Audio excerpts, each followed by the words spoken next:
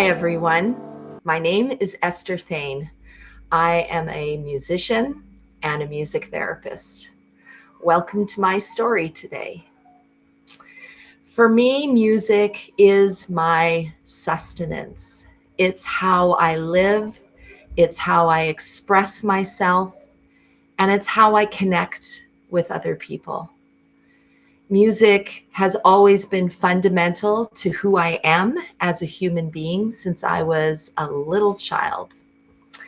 My first purchase when I got my own money was an ABBA album, a vinyl album. So I know that dates me. However, it was all I wanted was to purchase my own music. And I brought it home to my living room and listened to that record over and over and over again.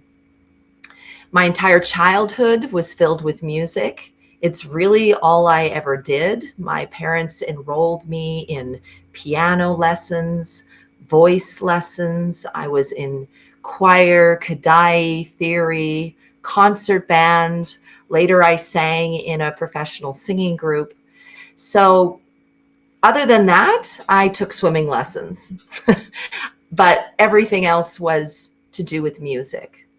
So it was really no surprise that my career trajectory was going to include music on some sort of level. However, I didn't know exactly how. I did know what I didn't want to do. I didn't want to teach ukulele or recorder in the school system. I didn't want to become a professional performer like my sister, who was a concert pianist. At that point in my life, when I was younger, I had far too little discipline to practice. So I ended up taking a year off of university and moving to Germany and became a nursing aide in a senior's home.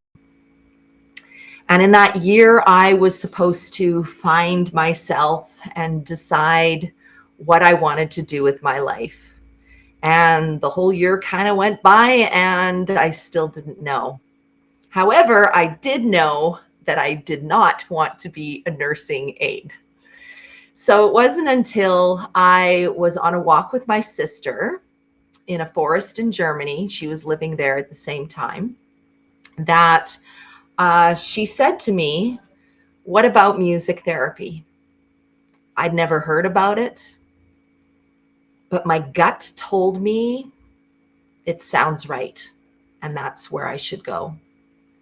And so I started looking into programs and moved back to Canada, did my prerequisites, blah, blah, blah, and I entered a university program. And that first day of class, I still didn't know what music therapy was, but my gut told me again it was the right thing. And so years progressed. I enjoyed my work. I very specifically knew, even in school, that I wanted to work with the neurodivergent community. There was something about the neurodivergent individual that I found honoring, respectful, fascinating, such incredible skills, such incredible imagination, such an incredible ability to think outside of the box.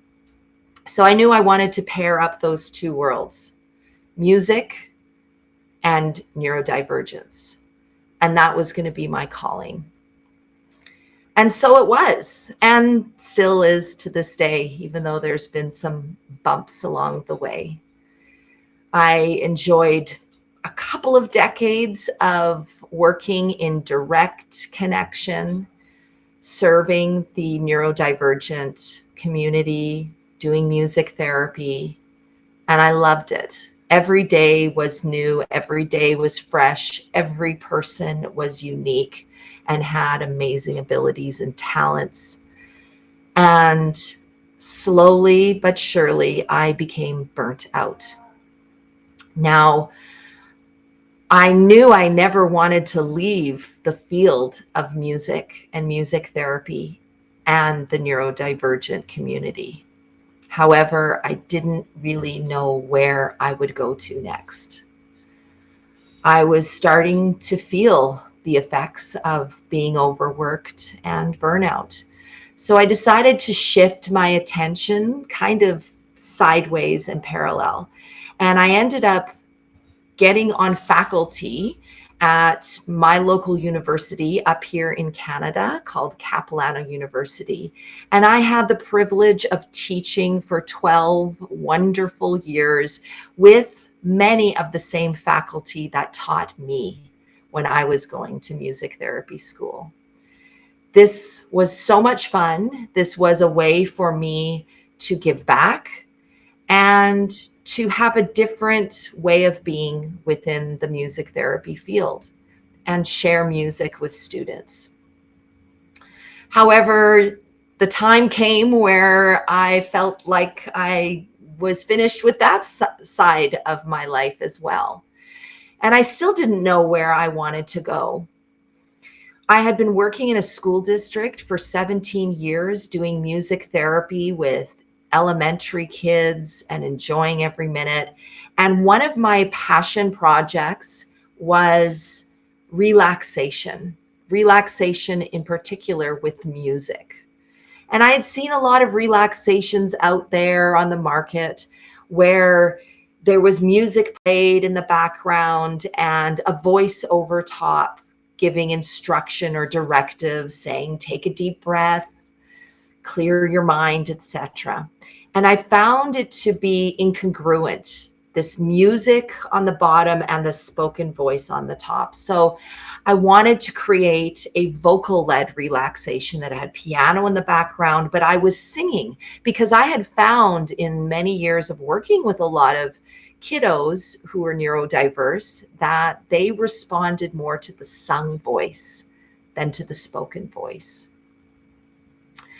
So a lot of people thought I was kind of crazy in the school district. How are you going to do relaxations when there's the school buzzer and the bell, there's people interrupting classrooms all the time, and you're going to perform relaxations and meditations for kids in the public school district? But nevertheless, I didn't listen to them and I did it anyway. I would draw the blinds. I would put the kids on the floor on mats from the gym auditorium. I would invite their educational aides to lie down beside them and enjoy the relaxation. I think teachers, educators, we're all burnt out. We all have to deal with so many things in life that having a moment for ourselves where we can relax, meditate, go within, and just be quiet equips us with the tools to get out there again in the real world. So I ended up recording my relaxation. I ended up publishing it in a music therapy textbook. And that also distracted me for a certain period of time. And I always say my life is very serendipitous. And I think probably everybody's life is serendipitous, but we don't necessarily see it through that lens.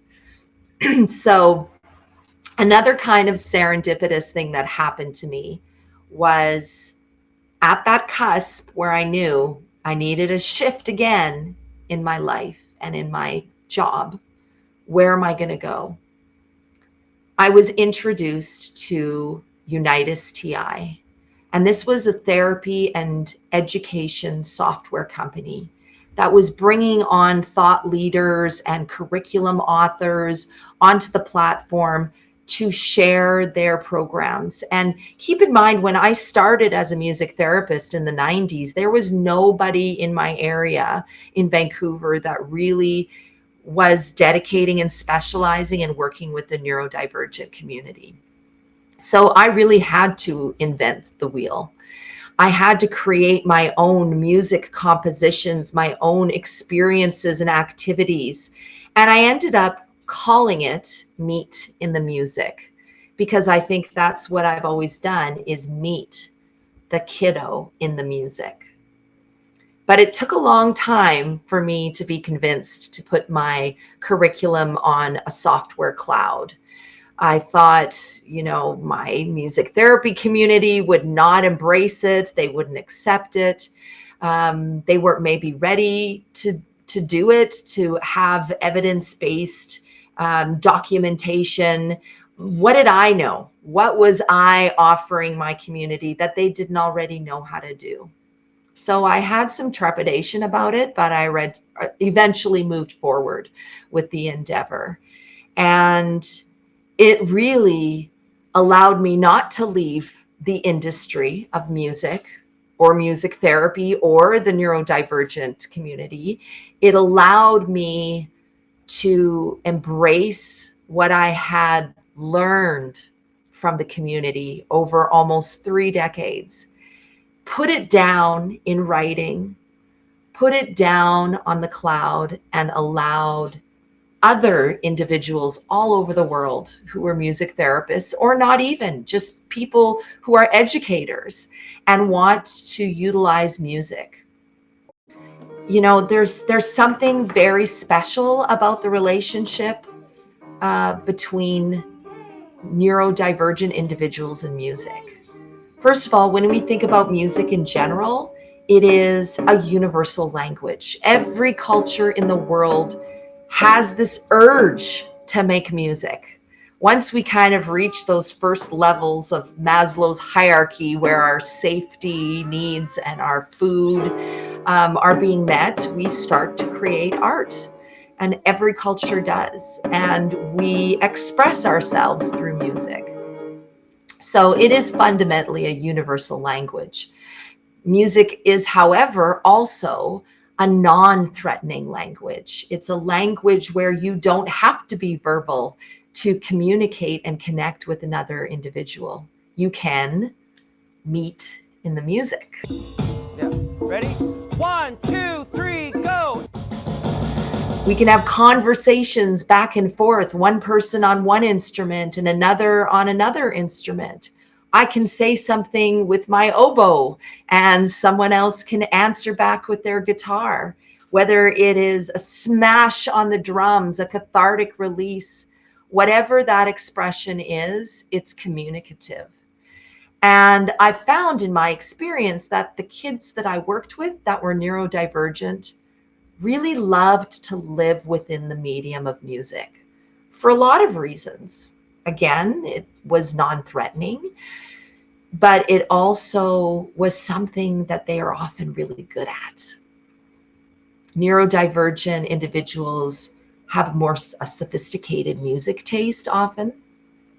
There's been a lot of research that shows they, on average, compared to neurotypical individuals, have more prevalence of perfect pitch or relative pitch because their memory recall can often be so advanced. They can recite songs and lyrics and rhythms and retain them. I used to always be completely fascinated by some of my clients that would come in and we would do an improvisation, and a beautiful improvisation, maybe on the piano or with the piano and drums. And I wouldn't see this kiddo for an entire week, but they would come back in the next week and start singing the melody line from that improvisation. I couldn't remember whatsoever what that melody line was, but they could. And it was incredible. And, I've always just been so impressed with the neurodivergent community as human beings in general, and really honored to just have them allow me to be part of their journey and support them as best as they could. So fast forward back to where I'm talking about my curriculum, Meet in the Music. And at the same time, I, again, still did not want to do direct services anymore, but I wanted to still embrace everything that I was doing, but in a different way. So I started to grow my practice. I started to bring on more therapists. We started being able to see hundreds of clients on a weekly basis. And again, support every single one of those individuals to reach their potential, whatever that was, at their pace. And by having my curriculum, my program on the cloud, it allowed me to train my staff almost effortlessly, because they had the entire program that they could utilize. So it also allowed me to go beyond my zip code. It allowed music therapists all around the world, other individuals, to use my curriculum. And that was a huge honor for me, to be able to transcend beyond my zip code. And the community embraced it, and it helped propel our profession forward. But there's more to this story. About 3 years ago, I had a sudden health crisis. I'd always been a runner.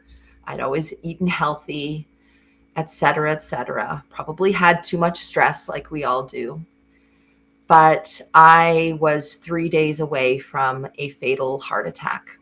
And I was rushed into open heart surgery, where I had a quadruple bypass. I was only 48 years old at the time, and I was in shock. I didn't understand what was going on. I didn't understand why this was happening. I'd always tried to live very healthily. So I had a lot of questions, and I was very scared and felt very vulnerable. Very interestingly enough, and at the same time, I felt like music had abandoned me. So here I was lying in the hospital or lying at home trying to recuperate for months, and I could not listen to music. Anytime I heard any type of music, including country music, which I don't like very much at all. However, any music would send me spiraling into an emotional frenzy. I would start bawling my eyes out. I was too connected. But at the beginning, I didn't see that. I thought to myself, I'm a music therapist. How can I not heal myself with music? I'm trying to heal others and connect with other people with music. Why can't I use that for myself? And I felt abandoned. I felt like music had abandoned me in my time of need. And I sat for days and weeks on end in utter silence. And again, here comes serendipity. So I was reconnected with somebody that I had lost touch with for almost 30 years since high school. Simultaneously, or just a couple of days before, I was on Facebook, and I noticed one of my friends' posts on Lewis Capaldi. And there was this song, Someone That Loves You, I think it's called. I can't remember now. Anyway, and I couldn't sleep at night. It was 3 a.m. I very much feared my nights because I had incredible nightmares.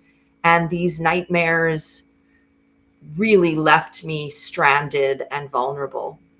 So I woke up a lot in the middle of the night during that period. And so when I saw this post on Facebook at 3 a.m, I decided to go onto YouTube and look up the song. I had no idea what this song was about. It was just a suggestion from a friend on Facebook. Oh, this is a beautiful song. And I didn't know who Lewis Capaldi was. So very randomly, I just chose the first song that came onto YouTube. And the video was very profound, and it really affected me deeply. So on the video, kind of story about this song, was a man who was waiting for the subway in England, and he had some earbuds in his ear, and he was obviously listening to something, but they didn't share with you what that was. And all of a sudden, the next scene was him in a hospital room with his wife, who was in a hospital bed. And so I was already getting intrigued, but getting a little bit apprehensive of what might come. Then in the next scene, he is walking through a park, and a woman, roughly around my age, bumps into him on her way through the park, having her run, going for a run. I was a runner.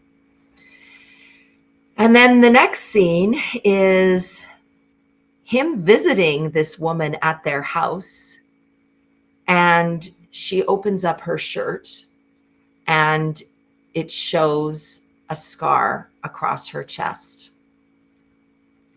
And all of a sudden, her daughter hands him an envelope, and he opens it up, and it's a picture that she has drawn for him, and it says, "Thank you for saving my mother's life." And then it shows that his wife has passed away. And I thought, this is very weird. This is very weird. How can I watch this piece of music and this video, and it's so much my story? And I started bawling, but I watched it again and again and again. And funny enough, it desensitized me. And after that, I was able to embrace music again. I think because I was caught up in the story and the visuals and the fact that this was so close to my story, that I focused on that instead of the music. So music joined my journey again. It became my partner in healing and rehabilitating from my heart surgery. So music hasn't really left me. It's always been a part of my life along every part of my journey. And because of what's happened, it's given me gratitude for so many things on a different level that I didn't have before. Gratitude to see the beauty in every moment. Gratitude to appreciate the simplest of music that I hear, music that somebody creates with me, music that my staff create at ET Music Therapy, using the Meet in the Music curriculum. Gratitude for all the music therapists in the world that have embraced my curriculum and use it with their neurodivergent individuals that they are supporting in whatever country they live in. And it's been a beautiful life that I now see through a different lens. Music is crucial to the human spirit, to who we are as people. And I have just had the honor of being able to use it as a tool to connect with the neurodivergent community. So that's my story. Thanks for coming along for the ride.